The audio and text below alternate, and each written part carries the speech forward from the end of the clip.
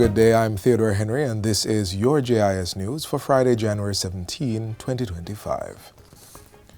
Prime Minister Dr. Andrew Holness says he is pleased to see the level of investment by the private sector to drive sustainable production. Dr. Holness was speaking at the official opening of Caribbean Broilers' $15 billion state-of-the-art facility called The Nest on Wednesday. He says with productivity being part of the government's economic growth agenda, this structured facilitation creates an efficient system that empowers workers to be productive. Productivity now has to be the next chapter of our development. We have solved the fiscal issues. We have made massive increases in wages. We don't want those increases in wages to be wiped out without having a consummate increase in productivity, which is going to protect the value of the wage increases that have been given, either through the public sector or with the increases in the minimum wage. Meanwhile, Agriculture Minister Floyd Green has welcomed CB Group's opening of its new air-chilled processing plant, which he says is in alignment with government's food security efforts. The new plant, which uses air-chilling technology to cool chickens after slaughter, is expected to increase chicken production by over 30 million kilograms. What that means in real terms is that we can treat with our own food security and then look at treating with food security for the region.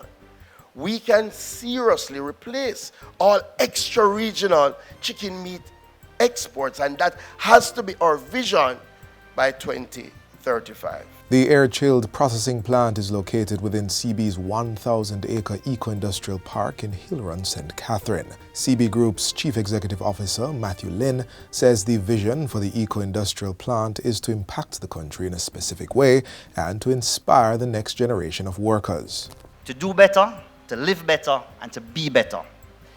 A destination that school children could visit and see firsthand that there are other options than being a doctor or a lawyer. And hello to the doctors and lawyers who are here, no disrespect. But how about a plant operator, a controller, an engineer, an architect, a farmer?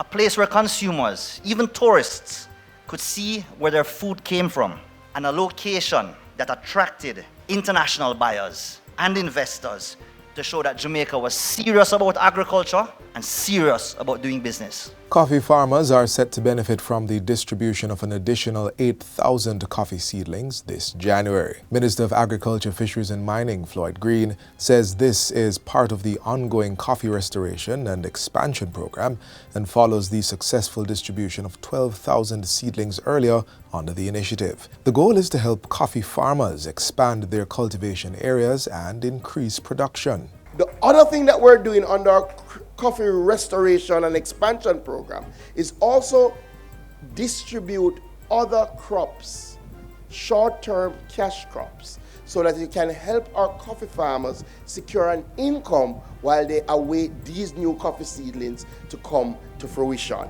Minister Green was speaking at the recent launch of the Jamaica Blue Mountain Coffee Festival 2025 at Devon House in Kingston.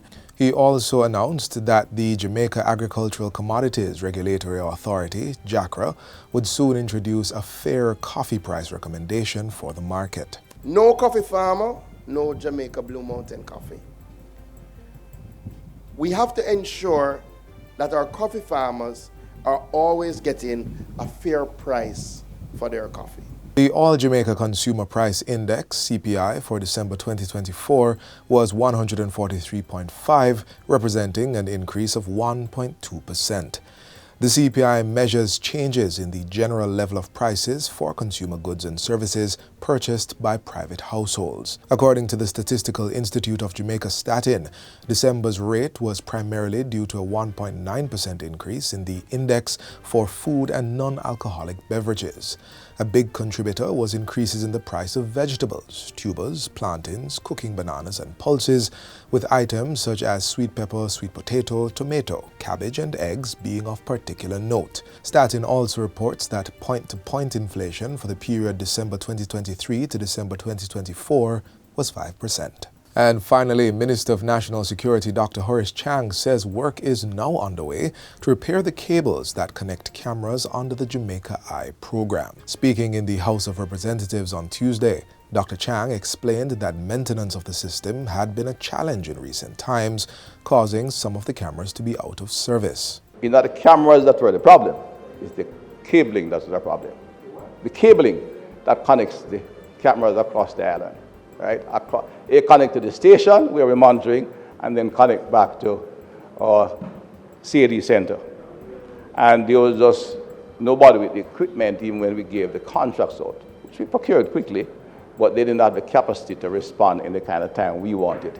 As a result, a new local company has been engaged to provide the spare parts and manpower needed to carry out the maintenance work and allow the system to operate at the required 24 to 48-hour surveillance response. Following negotiation with the company, the security minister says most of the cameras have been restored. They have started the process of repairing whatever cables were damaged, and that's proceeding smoothly. And besides, they said they have undertaken to have the required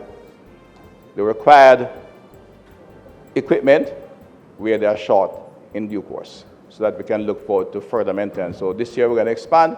According to Minister Chang, 2,000 cameras are being targeted for purchase and over 3,000 spots have been identified for placement. The island-wide Jamaica Eye network of cameras is a critical tool in the country's crime-fighting arsenal. And that's it for JIS News Today. I'm Theodore Henry. Thanks for watching.